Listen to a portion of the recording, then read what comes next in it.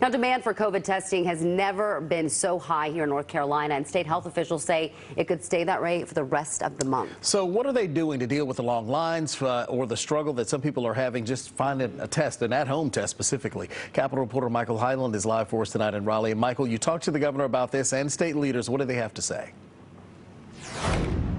Well, yeah, on New Year's Eve, the state actually set a new record with more than 91,000 tests completed. But they acknowledge this has been frustrating for a lot of people. So we asked, what are they going to do?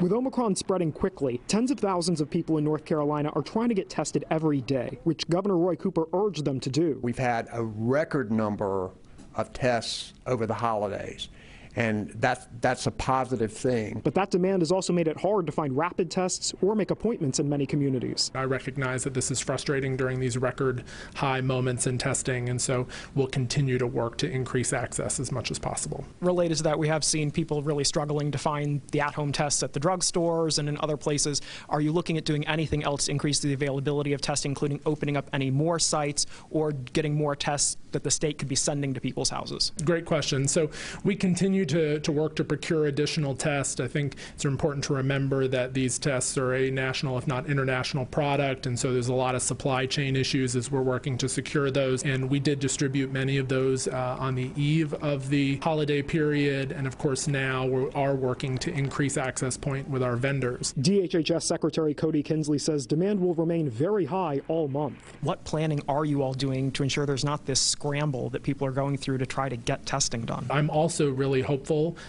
We've seen the private sector in partnership with the federal government rapidly ramp up the availability of testing, whether that's in labs or the over-the-counter rapid tests that you've mentioned.